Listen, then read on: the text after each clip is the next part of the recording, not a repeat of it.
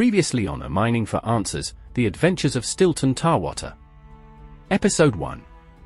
It was early in the morning when Stilton Tarwater first enters the Dill Woods outside of the small town of St. Ellen. As an outcast from his own village and dwarven people, Stilton is in search of a new home where he can settle down and put his baking skills and passion to good use.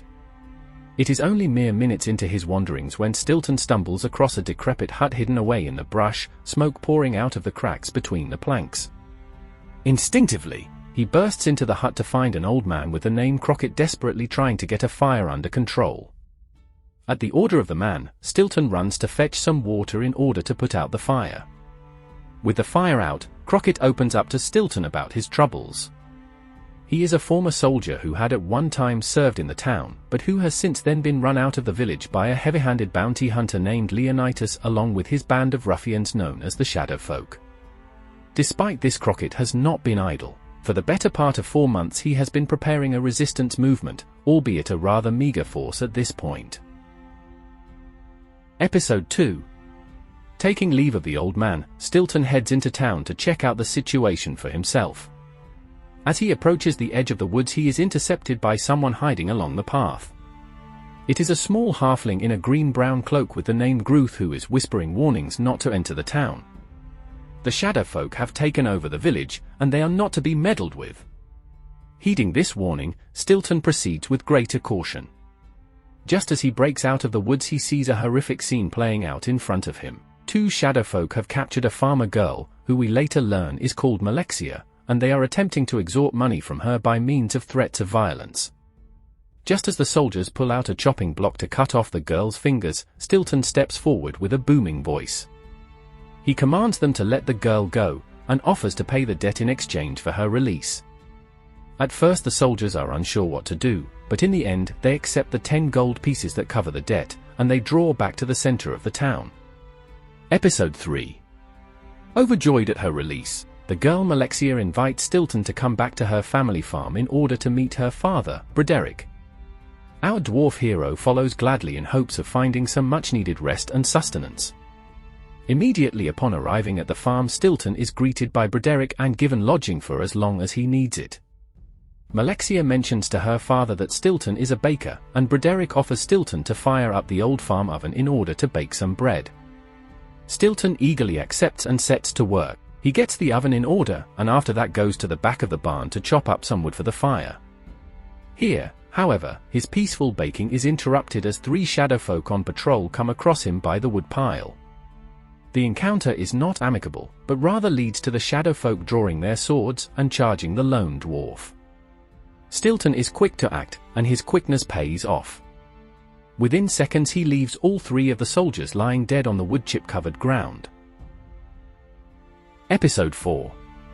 With haste, Stilton begins to drag the bodies into the woods in order to hide them.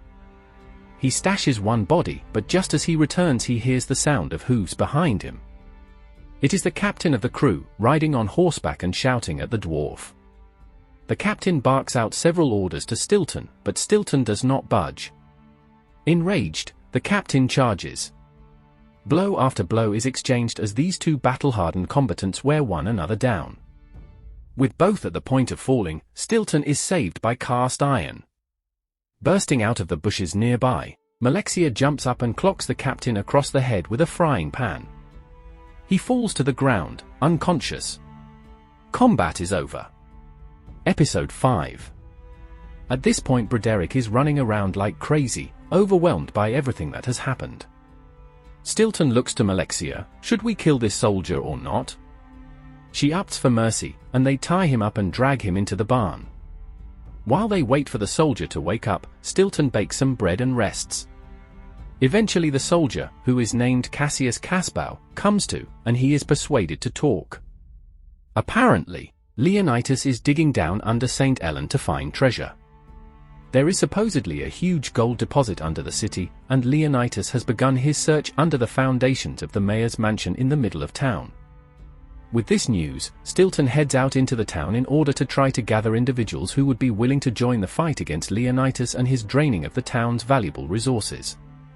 Broderick provides him with a tip about the Undertaker, himself a former soldier, who would most likely be able and willing to help the cause. As such, Stilton sets a course for the residence of the Undertaker. Episode 6. As Stilton approaches the old house of the Undertaker, he sees some strange bluish light flickering in the upper room. He knocks on the door and hears some movement in the house. The Undertaker, whose name is Jammy, opens the door.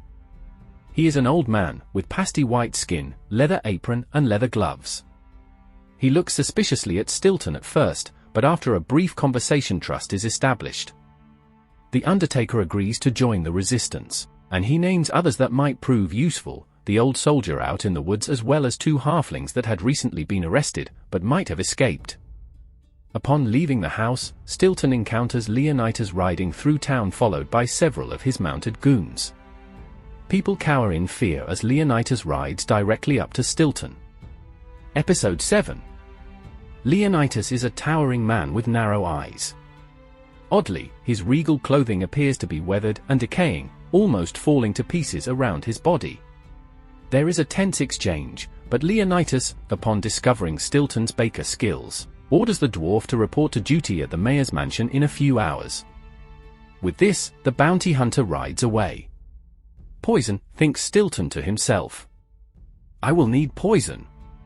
With this idea he returns to the Undertaker and is pointed to the herbalist named Malika who lives in a house near the edge of the village. Thanking the Undertaker, Stilton travels to the herbalist's house. Here, however, there is a problem.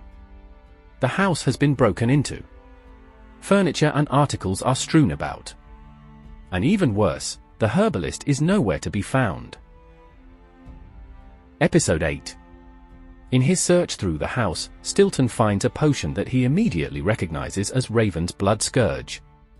Moreover, he finds a pool of dried blood that leads out of the house and into the forest.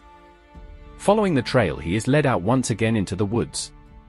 As he kneels to inspect the blood trail, he hears a small voice address him. It is the same small halfling, Gruth, that he had already encountered. Gruth has seen the herbalist. She was attacked, kidnapped, and dragged through the woods and into a cave, the same cave that his brother Triunion, who is still under arrest, had been taken to. Gruth leads Stilton to a small clearing, and at the far end of it sits a small cave entrance with wooden supports around it, creating an entrance to a mine. There is one shadowfolk soldier in a dark cloak and holding a torch standing guard at the entrance. He is alert and awake, peering intently into the darkness. Gruth whispers to Stilton about how Leonidas has been in this mine shaft every day. He has been looking for something, but not gold. Gold is only the cover story that he has been using to trick the townsfolk and the shadowfolk. No, there is something else down there that Leonidas is looking for.